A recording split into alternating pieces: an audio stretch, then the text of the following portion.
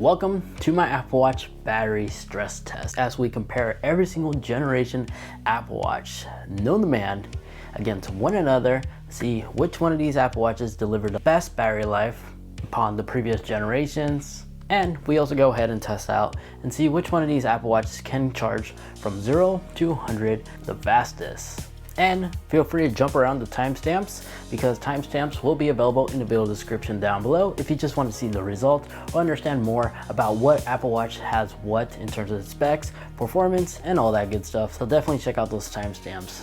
So the watches we have here is the brand new Ultra all the way to the very beginning Series 7000, better known as the Apple Watch Series 0. This was the Apple that actually started it all in terms of the series lineup from the Series 0 all the way to the Series 8. So you can thank this Apple Watch from leaving the 7000 number and just going with 0 instead. And then we have the Series 1, then the Series 2, the Series 3, the Series 4, 5, SE1, 6, 7, 8, SE2, and of course the brand new Ultra Apple Watch. Now all these Apple Watches, excluding the Series 1, are the large screen version Apple Watch. The reason why the Series 1 is the smaller 38mm is because I've been having a hard time finding a functional Series 1 Apple Watch. If you have one in good condition, please email me as I'll buy it off from you. So the battery specs of each Apple Watch, the quick rundown is this. Even though the battery capacity on all these Apple Watches fluctuate a lot, Apple continues to rate these Apple Watches to be able to deliver up to 18 hours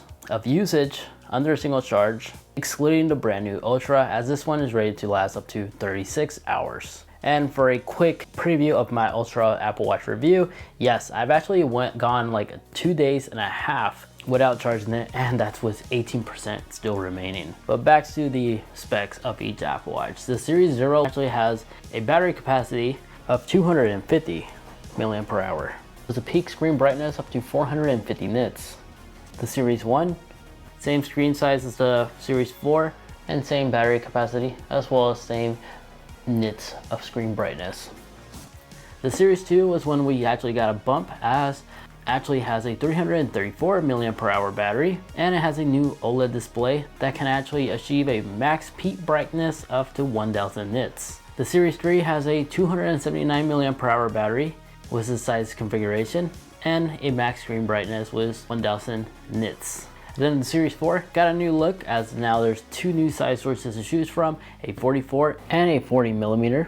The one we have here is the 44, and this actually has a battery capacity of 292 milliamp hour and a peak brightness of 1000 nits. The Series 5, same screen size as the Series 4, but has a 296 milliamp hour battery and 1000 nits, and this was also the first introduction to always on display, as this does have the LTPO hardware. The Apple Watch SE first gen has a battery capacity of 296 milliamp hour, same as the Series 5, and also 1000 nits of max display brightness. Series 6, 304 milliamp hour battery capacity, 1000 nits brightness.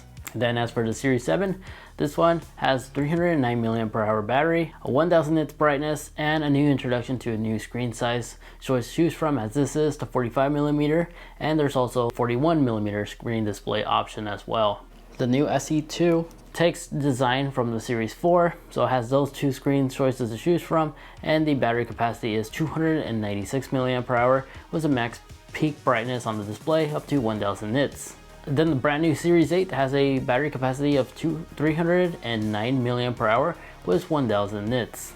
And then as for the Ultra, being the largest Apple Watch, it does indeed have a larger battery than ever before, as it almost has double the capacity, as it has 542 milliamp hour, which is automatically the largest battery available on any Apple Watch, and a max screen display brightness that can go up to 2000 nits. So before I started this test, I made sure every single Apple Watch was connected to the same surge protector, and each Apple Watch is equipped with the charging puck that they came included with. In other words, for example, the Series 7 and newer Apple Watches only came with the USB-C puck to support faster charging. Meanwhile, the Series 6 and older Apple Watches relied on a USB-A port, which means we were stuck with the 5-watt power adapter, and then all the new ones that have the USB-C connection are connected with the Apple 20-watt power adapter. And if you think this is unfair, don't be, because the end results was kind of shocking.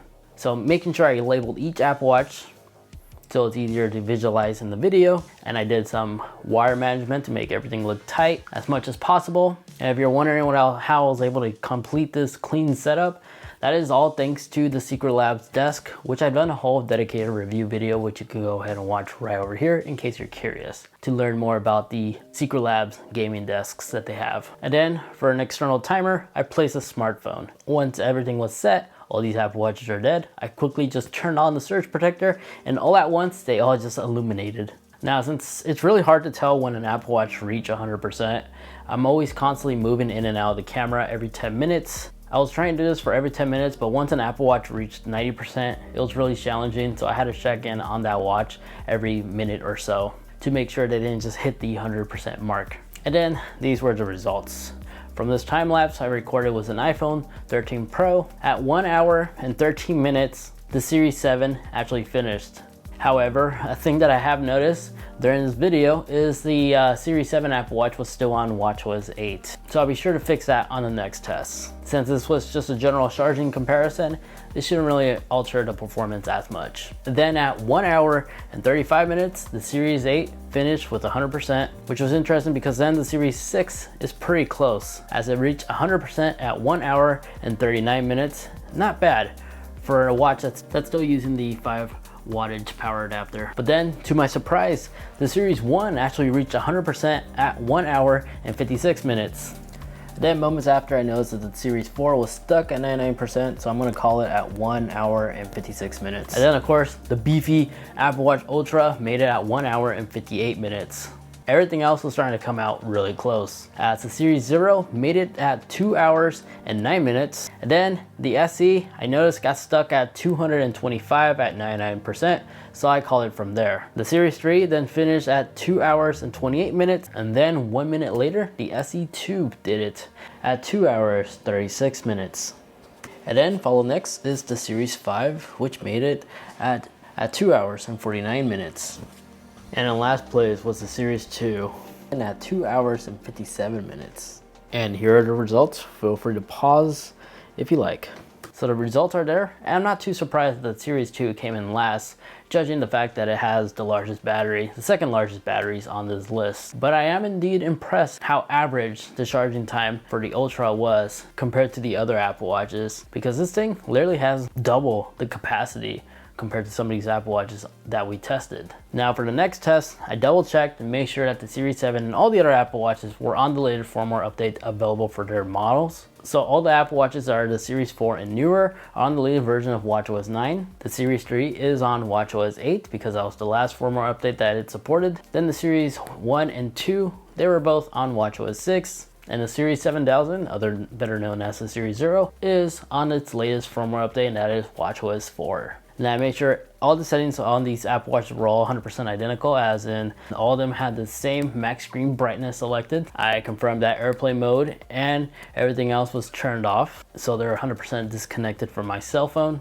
And for the Apple Watches that are on watchOS 9, I actually went ahead and enabled low power mode to give these Apple Watches a fighting chance. So the Series 4 and newer Apple Watches, they're all on low power mode. So different this time, I'm gonna actually go ahead and enable the flashlight feature on the Apple Watch, as this is a clever way to bypass the auto sleep capability that these Apple Watches have, because Apple doesn't let its users actually turn off the wake capability, but the flashlight actually bypasses this. So starting the test, this was the results. The first Apple Watch to go down was the Series 0, as it made it at 1 hour and 9 minutes. Giving us 1 hour and 9 minutes of screen time. Then followed by the Series 2, which made it at 1 hour and 51 minutes. And then soon after, the Series 4 made it at 2 hours and 21 minutes. The Series 7 went down at 3 hours and 36 minutes. The SE2 made it at 3 hours and 44. And then the standard SE made it at 3 hours and 59. The Series 1 surprisingly lasts up to 4 hours and 19 minutes.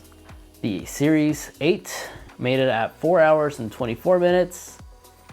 And there was a tie between the Series 6 and 5, which both made it around 4 hours and 54 minutes.